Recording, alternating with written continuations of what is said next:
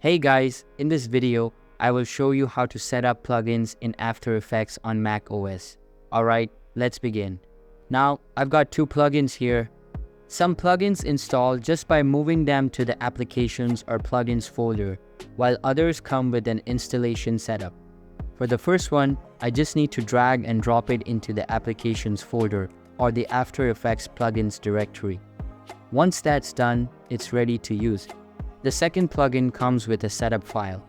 I'll open the installer, follow the on-screen instructions, and complete the installation.